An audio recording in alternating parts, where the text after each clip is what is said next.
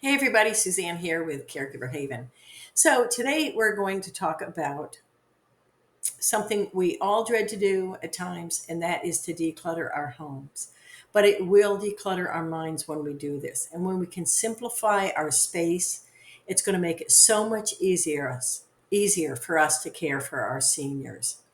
And whether you're overwhelmed by the clutter or you're simply looking for a way to create a healthier environment for yourself and your seniors, that you care for, you're going to love this webinar because there's so much more than just cleaning and decluttering. So we'll explore some actionable strategies to organize your home and discover the peace and clarity that this clutter-free environment is going to offer you. And by the time you feel empowered to tackle the clutter head on, it's going to improve your caregiving and your personal wellness. Um, let's start. Okay, what are we going to learn today? We're going to learn about the impact of clutter on senior care. And like I said, you're going to gain some step-by-step guidance on this. And it's very practical on how to do this. You don't tackle a whole house at once unless you have to move immediately, but you don't need to. The other thing you want to understand is that there is a difference between straightening and cleaning. Okay, so yes, we want to keep our house clean, especially the bathrooms, because we don't want an odor in our home. We don't want people coming into our home and smelling, urine or just dirt. Okay, well, especially when we're taking care of our senior, and it's very difficult to clean. But there is straightening, and so there's two different things, and we want to look at both of those. We also want to be able to maintain a decluttered space. So once we do it, we don't want to keep doing it again. And that means that we have to absolutely either lessen our load of things in the house, or we're going to have to start putting things away when we get them out. So one of the secret tips in doing something like this is to write down the most urgent clutter pain point in your home before you start, because this is where you want what you want to tackle first. Just one room, one space, and make it a small space. So clutter, of course, is not just an inconvenience. It can significantly impact senior health and safety. What do I mean by that? Well, excessive items are going to increase fall risks. And we know that you can stop 60% of all falls if you will just take the time to clean or clear the space. For instance, if you look at this picture, you're going to see that the clock is covered by a plant. If the senior decides that this is inconvenient, they are going to get up there and try to move the plant, which may very well fall on the counter. They could shatter, they could get something in their eye, or worse, they get a ladder to move that plant. So we got to make sure we obviously can't put plates on the top shelf there. So we got to make sure that when we are decluttering, that we are becoming minimalists, and we are not making our seniors have to move or reach for things. They should have things very easily within their grasp. After decluttering, you're going to find that the stress is going to be diminished greatly. We know this. We've all cleaned out our closets before, and we've experienced fewer incidences of this. So, clearing spaces are going to improve our lives dramatically. The other thing you want to understand is how this becomes urgent after a senior has fallen, or after their house is so overwhelming we can't keep up with it anymore. We want to do this ahead of time, but we can't do it all. We do it one step at a time, which takes me to the next slide. We're going to start small. We're going to see big results. Many of you are familiar with what's her name? Marie Kondo, Kondo. And she's a gal that was raised in Japan and had a very small space to live. And she became very good at finding ways to make everything have a place and get rid of everything that people didn't need. In fact, what's interesting is she said, once you go to my system, you will never, ever go back to another system. And she was absolutely right. I have been using her method of organization for years now, and I still fold my clothes the way she says. I've never gone back to anything else. Also, too, uh, the setting 15 minutes a day each day is going to help you keep the task manageable. So let's say you're going to start with a single drawer or even a countertop or a corner. You're going to spend 15 minutes, set the timer, and that is it. That is going to build momentum. At the end of 15 minutes, you are done. Absolutely done. Do not keep doing it anymore. This is going to encourage the wins that you're going to see in your life. I had one lady, a caregiver, who transformed her whole house by just doing 15 minutes a day. One day, she said it took her 15 minutes to carry two boxes down from the attic, and that's all she did. And she said, I would have carried one, but I still had 7 minutes left. So she carried two. So you don't want to get overwhelmed. You want to do one box at a time. And these small successes are actually going to work big time for you. So, scheduling 15 minutes a day, do it Monday through Friday or whatever.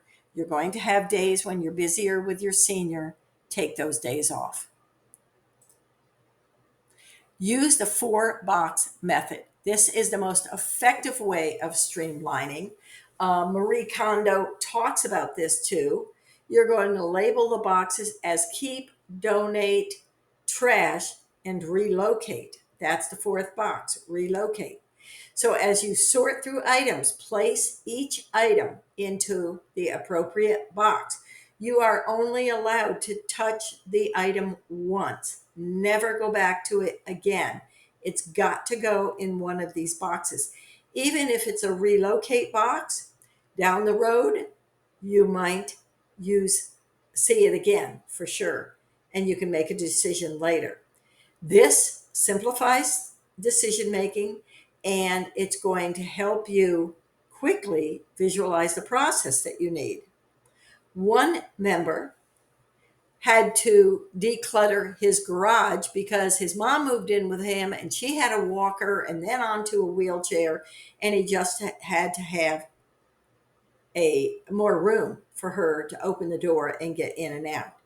So what did he do? He not only reclaimed significant space, but he also created a safer and more accessible environment for his senior. So you're going to see these immediate improvements. It's extremely important that you do this. And again, it's because of the fall issue that and the dropping issue that we have to make sure we get rid of these things. The other thing you want to do is once you put a box, but make a box with donations, get it out of the house as quickly as possible. Just get it out. Don't even give it a second thought. You've got sentimental values and items, and so does your senior. So these are things that are difficult to do away with. So we have to kind of rearrange these. They're going to be emotionally challenging. So ask yourself if the item truly adds value or joy or is simply hidden away, gathering dust. One helpful approach is photographing special items to preserve. And then you can put them on a DVD with music of the time and the era. And then you have them and you can show them over and over and over again to your senior. The items and where they came from, you can even do that. I did that with my mother in law as she went through her house, and I videotaped everything that she told me, the history and where they came from and why they were important to her.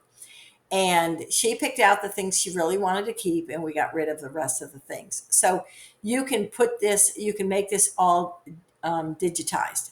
It's a beautiful way of keeping things.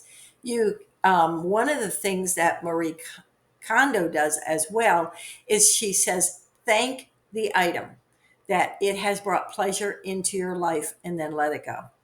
So, handling sentimental belongings ensures that the memories are going to remain intact, but thank them and then let them go. They served their purpose. Another thing is creating an accessibility environment or accessible environment. And this is essential for safety. So, first and foremost is the documents that you have to have or the things you need to do. You may have them on your phone, but your senior may not have them on their phone. So, do they have accessibility? Can they get to whatever system you use so they know when their meetings are, they know when the doctor's appointments are, things like that?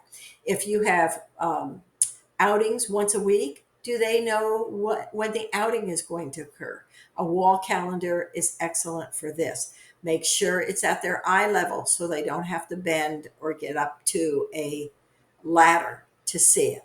Make the letters big enough. Also, clear the pathways, make sure there's proper lighting, and make sure that the storage solutions significantly reduce any accidents. In other words, don't store things on top of each other over and over again. She's going to go pull something out, or he's going to go pull something out, especially in the garage, and the whole thing's going to come tumbling down. So make sure that you have arranged the most common items regularly in the kitchen drawers and get rid of the other stuff. Nobody needs 14,000 knives in their drawers. And besides, you reach in, you could cut yourself. So make sure that you get rid of everything that's not being used on a regular basis. And again, if you cannot decide if it should really go, then put it in a relocate box. And 6 months later, you haven't opened that box, don't open it. Take it over to the donations. Digital clutter is another thing that we live with, and it is awful. It is, I think in my business, I have written 36,000 emails. Imagine going through each and every one of them. So we have to declutter. We have to keep our digital life easy. One of the things, habits you can do is at the end of every month, go through all the photographs that you took that month and get rid of all the ones you just took for fun. Keep the ones that you really liked. You can put them in the cloud, or again, you can download them onto a stick, a USB stick, and hold them there. Or you could actually put them on a DVD and play them later, or add music to them and review them a year, a year in review. Some of these sticks will hold all those photos. It's kind of a nice way to have them and put them in your computer, or nowadays you can put them in the TV.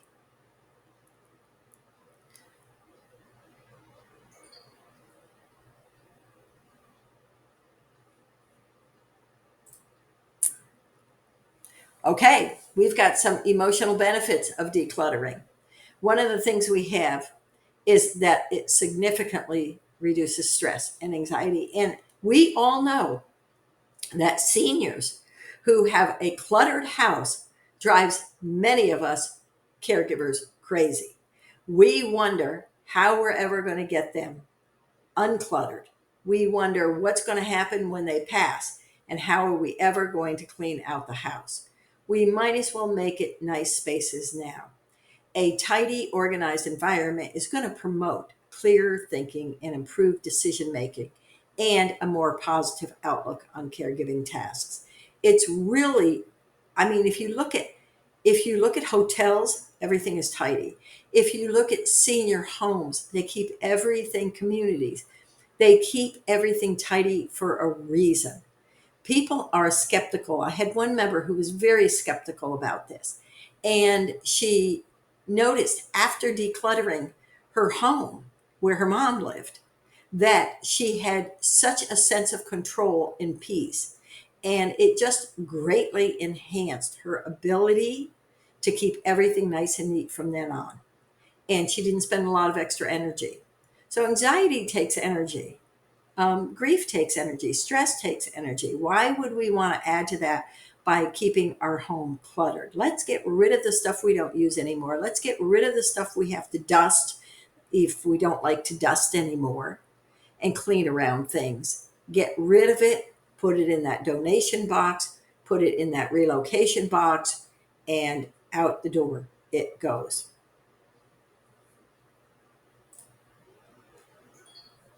Some of the things you can do is set up a calendar on certain days or once a week. If you don't want to do a 15-minute thing, then do it once a week. Do that. I like it daily. I like to keep the house cleaned daily. One of the nice things is one member has a cleaning lady.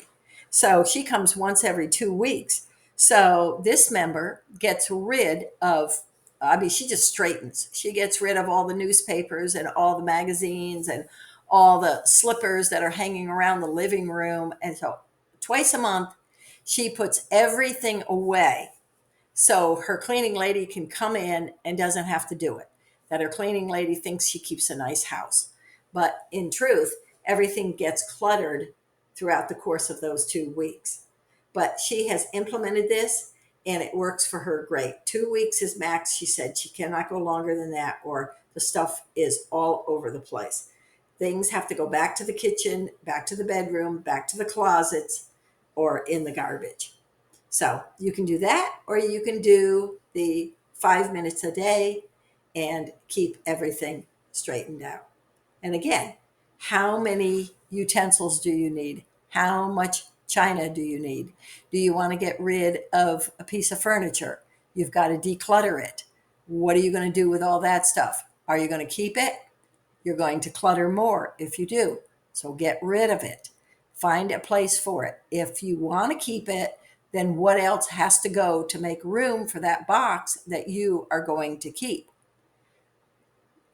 One of the biggest things you can do is write on the calendar when you're going to declutter, or if it's daily, make sure you set an alarm to do it, and not an alarm to start, but an alarm for 15 minutes. That's all it takes is 15 minutes.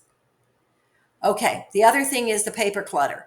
It accumulates quickly, and we all know this from all the junk mail we get every day in our mailboxes. So most of us don't even don't even look at all the junk mail. In fact, we stand by the garbage can in the garage and we just throw out all the stuff we don't need.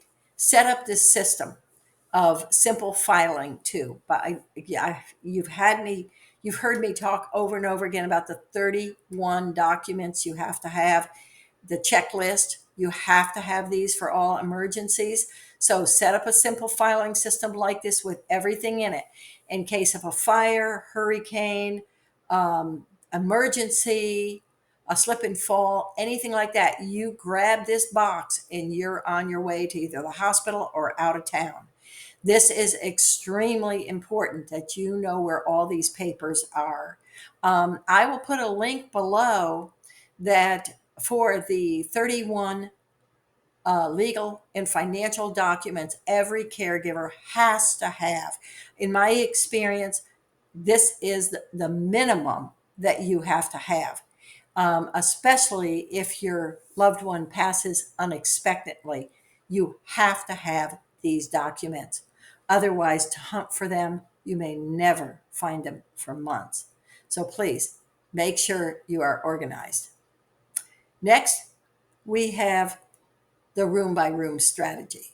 This is interesting because start with one space, but if you complete that, go on to the next space. Visualize how you want to change your furniture. There might be places where you want to put other things. What are you trying to do here? Are you trying to clutter it with new things, or are you trying to get rid of your old things and make more space? The structured approach of going from room to room prevents overwhelm, and it will clearly demonstrate the progress that you're making. This is going to make you motivated to continue. Many people want to upgrade their homes, but they don't do all the homes at once. All the rooms at once. They do one room at a time. It's very common to do that.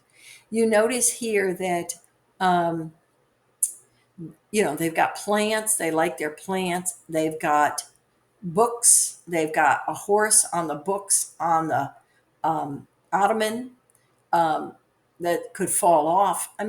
Things are just going to fall. You've got to ask yourself, when you're decluttering with a senior, how much of this stuff is going to fall off the table or be knocked off the table? How much is it going to impede their walking? Especially if you've got that big ottoman in front of those two chairs that they have to go around to get up. Another thing is you got to pay attention to your floors. We've talked about this in the home safety checklist. I will also add that to this webinar so you can see the home safety checklist.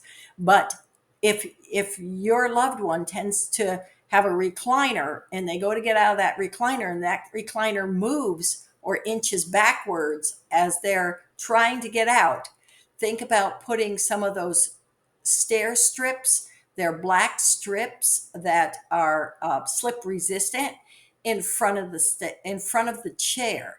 This way, when they get out, the chair, their feet are steady on those strips. And also make sure that you're not putting sliders under the chair, because they can fall backwards. I've lost count of how many people have fallen because the chair slipped out from under them. So back to the room, do a room entirely before you go on to the next room. And decluttering does not have to be a solo task. Involve family members, especially those family members that don't participate in any caregiving and they're afraid that you're going to throw out something that's precious to them. Have them go through the house. We have all done this. You have them go through the house and say, I'm going to give away this piece of furniture, this. What do you want? Have them take it to their house. Let them get cluttered up. Okay. So, and anybody who says, we're all guilty of this, oh, I have no room for it right now, but I'd really like this. Well, guess what? You don't have room for it either. So either they take it or it goes out the door to be donated. So they have to take it. You have to get it out of the house. So think about that. But this also, if they'll go through the house and pick the things they want, and they may have a nicer relationship with your loved one where they may be able to sit down with them and say, let's clean out this box and let's get this done and let's get your closet done. Whereas your senior might say to you, no, I'm not going to do that. But to your other family member, brother, sister, whoever, they'll say, oh yeah, I'd love to do that with you. What a good idea. Even though you've been asking for them to do this forever and a day. So involve family members is basically what I'm saying. And then managing the clutter anxiety simply means it's going to be common. It is very common for you to feel anxious or overwhelmed during this process. And you're also going to second guess these items. Do I like them? Don't I like them? Again, thank them for the joy they brought into your life, and then get rid of them. Okay. Break the project into smaller, manageable tasks. Make one decision on one item, and that's it. You're done. And again, your senior can help you do this. Then create dedicated spaces and make sure you mark it clearly. What are these items? What's in the box? When you put something in a box and you want to relocate that box, why don't you write on the side of the box what the items are that you put in there? Are they hobbies, supplies, daily essentials? Clearly marked boxes and zones will help tremendously to keep everything from becoming cluttered again. These shelves have room for more jars behind them. That's not going to work because the person's now got to push the jars away to get to the jar behind it. So therefore, you want one layer of jars, one layer of utensils in the drawer, as little as possible. The other problem you have here, of course, is these jars are too heavy for your senior. So think about the little jars that you have. Keep them small, keep them light. By having these distinct zones, you can also have them for medications, you can have them for caregiving items, you can have them for leisure activities. So one member has a drawer in the bathroom that's just for hair supplies. And she actually put little containers in there so it holds the bobby pins. She's got another one that holds, it's a little larger, it holds a brush and a comb. She's got one of each. Um, I forget what else she has in there. But then another drawer is just for the toothpaste and the toothbrush and nail clipping. So it's teeth and nails. So she's got it very defined. She's got it labeled so that no everybody knows where to put the things back to, so they're not laying out on the counter somewhere. And then regular decluttering checks. You have to do this. And what I mean here is it's constant battle because things are always going to be left in the living room, left in the bathroom, left on the floor, left in the kitchen, and somewhere else. How many times have you looked for your keys or your purse or your coat? Or is it in the pocket somewhere in somebody's pocket? Who knows? So by decluttering and doing regular checks, as that woman does every time her maid comes to clean the house, she does regular checks to make sure everything's back where it belongs. You can schedule the same thing even if you don't have a cleaning lady. You can schedule doing this regular check every week if you like. It's going to keep the house safe, accessible, and pleasant, and free from even smells of stuff that's being left out. So think about decluttering on even a more regular basis, even if it's every 3 months. And then do something about do something nice for yourself. Reward yourself because you have done a decluttering and you're keeping it that way. You have taken all this stuff out of your house. Many of us have an attic and we have books and or we have papers our kids made in first grade, second grade, third grade. When was the last time you looked at those? Take those out one box at a time, and you may even want to declutter some of those things and especially write stories behind them. Um, when one member suggested a really good idea, and this was she had 3 children, and when she took all the photos over the years of these kids, and she wanted to separate them and give a box or two or three or four to each child, she made a point not to give just the photo of that child to them. She made a point to spread all the pictures across everybody so that child number 3 had pictures of their siblings. Child number 2 had the same. Child number 1 had the same. She said, what I wanted to do was make sure that they understood they weren't getting pictures just of themselves, but they were getting pictures of their siblings and their life and their activities. So it was kind of nice to have her break that out for all the kids in the family. So think about that. So plan rewards ahead of time to stay motivated. What are you going to do after a week of 15-minute decluttering sessions? How are you going to feel about that? And what are you going to do to reward yourself? There are communities, a lot of us have computers, and we have to know what to do with them. Well, there are community resources for that. They will take computers. They will absolutely take everything out of them. They will clean that computer so no personal information is on them. They're very trustworthy. You can find them. You can look them up. You can call your local government, your city government. They know where they are. There are also multiple places where you can give donations to. Go ahead and do that. Some folks like to put their better stuff in consignment stores and see if they sell. but set a date on that. If they haven't sold within X number of days or months, you're done with them. Tell them you don't want them back. They can just keep them. So donate useful items. It's going to benefit others. It supports the local charities and the organizations. And especially those old cell phones, we can reuse those parts. Go ahead and give those away too. So to recap, understanding your clutter's impact, it is truly, truly sucks the energy out of you to have a cluttered place. It really does, because we know what uncluttered looks like. So start that practice today. 15 minutes a day, maybe once a week or twice a week or something like that. Make sure you start on a very small space in one room. Do not go to another room until you have completed everything in one room. Make sure there's home safety and accessibility for your senior. When you declutter, put light items where they can reach them and makes it easier for them. You're going to find the emotional and mental clarity that goes with this and be consistent with these practices. And if you need to, again, Marie Kondo, Kondo, is a master at decluttering. She's amazing how she has organized and decluttered.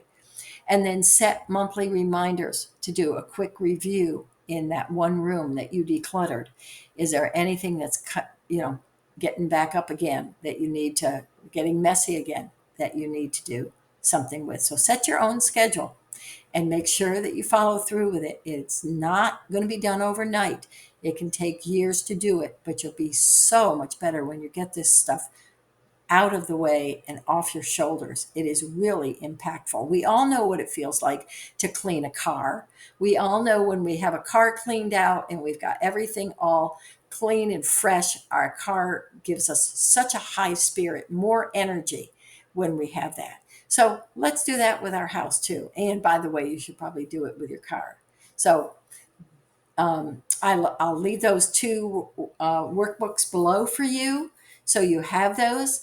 And I hope you do take this to heart, because it is life changing how much energy you're going to get once you clean out the house.